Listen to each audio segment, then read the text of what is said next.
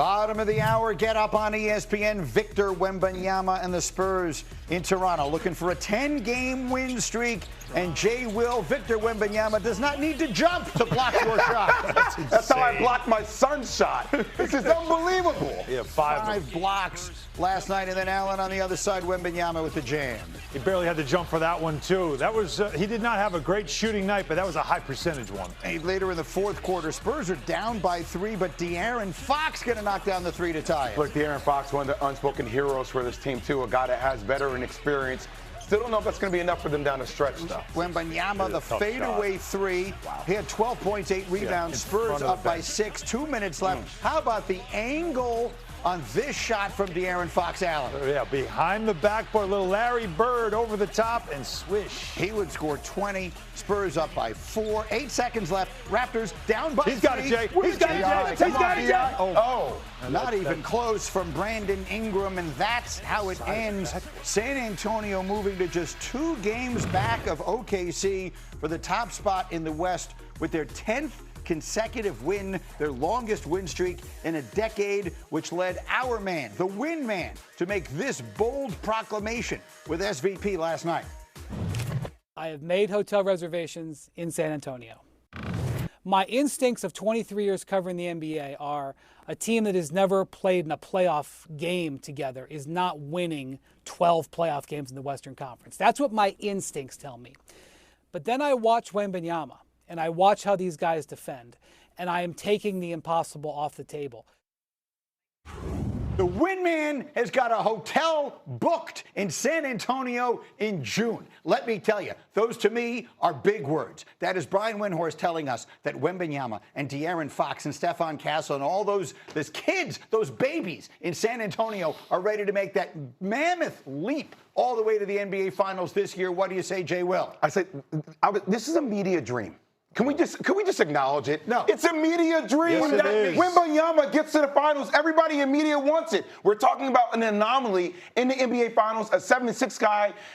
The chances of that happening, I think, are probable. It's okay. But I still think Denver and I still think OKC are better served. And I do worry about the lack there of experience. We watch OKC take their lumps. Mm-hmm. We watch Denver take their lumps multiple times at bat before you just get there and have a chance to say, hey, they're in NBA Finals and they win a championship. Our friend Michael Wilbon, back when I was doing NBA Countdown, always used to say you have to have your heart broken before you can win the championship. Yeah. Spurs haven't had that. I guess Wembanyama sort of had it in the Olympics, but they haven't had it in the NBA. But they are one of the 40-20 teams. We talked about it. There That's are the 3 point. teams that rule says could win the championship, and they're one of them. Yes, and that, number one, there's a couple of facts. That's one of them. You know the other one I like? They're 21-11 versus teams with a winning record this season. That's the best record in the NBA. 21-11. Nobody else has 21 wins over teams with a winning record. They beat good teams. They don't just feast on the bad ones. So you have that. They have depth. They have guard depth for days. Yes, this is about Wembanyama, but this is also about De'Aaron Fox and Stephon Castle and Vassell and Dylan Harper. They throw guard after guard after guard at you. Their bench depth is very good. They've got size.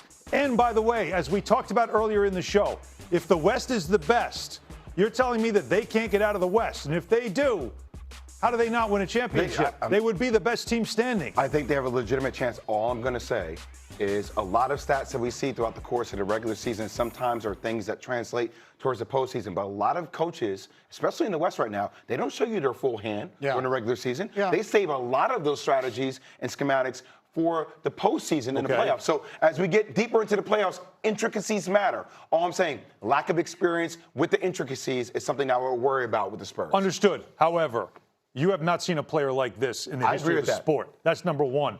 And number two, it will depend on how much the league allows or the officiating allows the team's opponents to play physical against Wembanyama in the playoffs. We know that's when it gets ratcheted up. That could be a deciding factor. I can tell you this: the TV ratings in France see, off the charts. See, that's exactly my point. ESPN France, get up from Paris. I'm in. Oh, sign me up for that right now.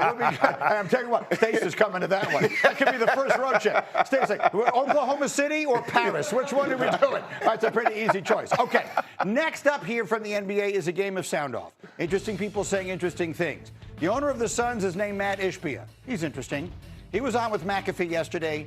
He eviscerated the culture of tanking in the NBA. Listen to this.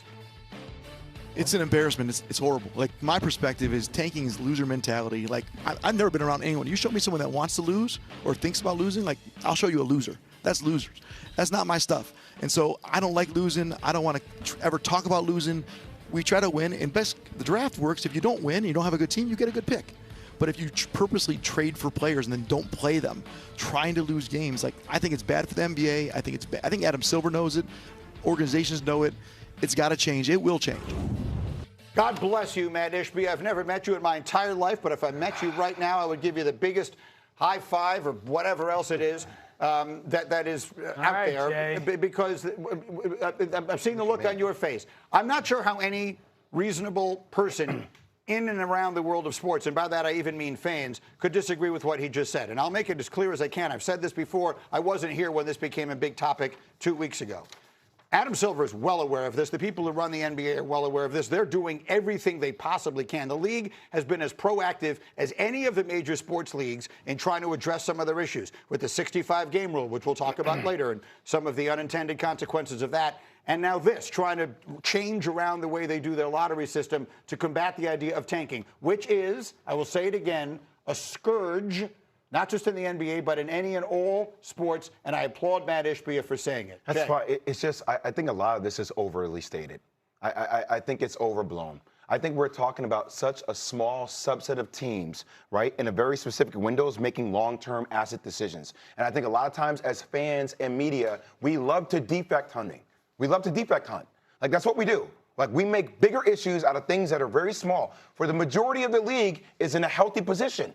The majority of the league is trying to win an NBA championship.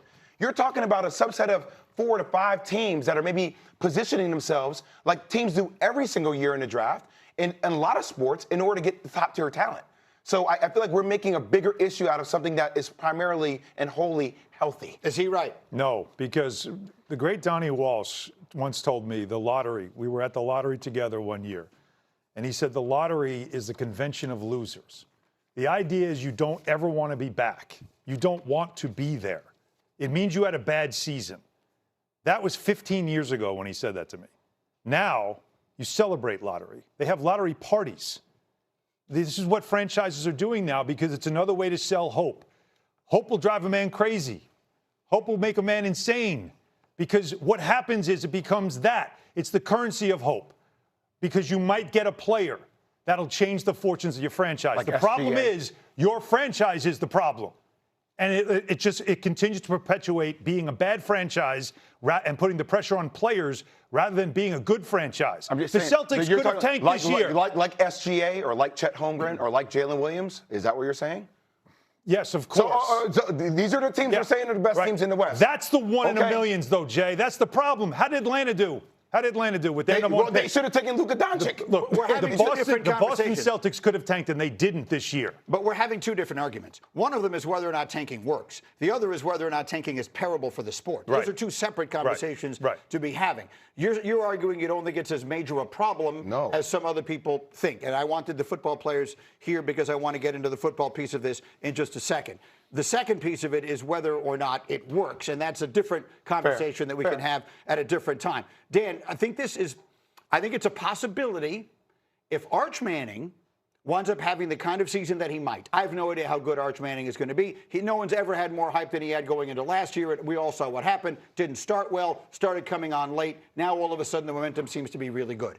If Arch Manning all of a sudden looks like he's going to be the next great one, if he is, got the coming in like Andrew Luck or one of these other guys, I think that we will see NFL teams doing the same kind of thing. And this is, to me, a significant problem. It is bad for the league in every conceivable way. Every game should matter. Every team should be trying to win every single game. You're shaking your head at me as well. Why is it bad for the league? It's not. It's great for the league. If there are some teams that aren't trying to win, if the objective is trying to lose. No. So we've had this conversation a couple times before. I think athletes are inherently going to try and win every single time. Right. At some point, either you're an person who never was at the high end of the athlete, or the athlete transitions to a role in a corporation and realizes that the best thing for the now and the future of that company is to get better people within the organization. That there's only one way to do that. Because we have a system that rewards, that incentivizes losing. That's the and problem. We All must right, change that's the problem. system. All right, I want to fast forward 9 months. Okay, the Jets are 2-13, 2-14. No, I would no, want them to lose every game, of course, because the system So is you set can't up bash that tanking way. then, Greeny? No, I'm bashing tanking because if that wasn't the system, if the system was set up so that winning was always a priority and there was another way of determining who got that's the first the problem. pick, we wouldn't have this That's the problem. So The when they system's first the problem. But the instituted system is draft set lottery, up for parity. Alan Yes. will remember. So let me piggyback off that. Go. Right? Yes. We've had a different NBA champion every year because I believe the league, NBA-wise, have moved towards parity. Yes. These 4 teams that I'm mentioning right now, who has an opportunity to have a lottery pick, the Utah Jazz, Dallas Mavericks, Washington Wizards, and the Indiana Pacers. I want you to put up a full screen of the players that are coming out in the draft for 2026 NBA-wise. 4 huge stars coming in. These 4 teams, in my opinion, are going to be drastically better next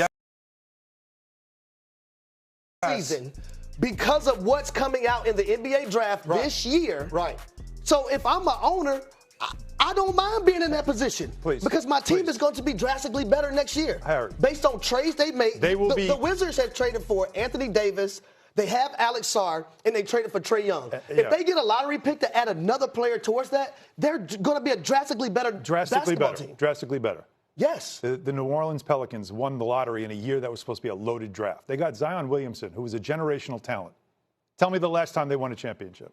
Tell me when that led to a That's the way it happens for championship. New Orleans, though. Oh, okay. But- Memphis. So which John Morant one- was a 2-pick. Was a I agree there's different ways that you can It doesn't always de-incentivize. work. That's the problem. I agree. Totally. And look, and the Jet example, the Jets are a year away from being a year away. Every year they're a year away from being a year away. Yeah. It doesn't always work. It's the system, like Greeny had said. I agree you System. could change the system. You could probably de-incentivize, Yes. but it's not that big of a thing. It's not.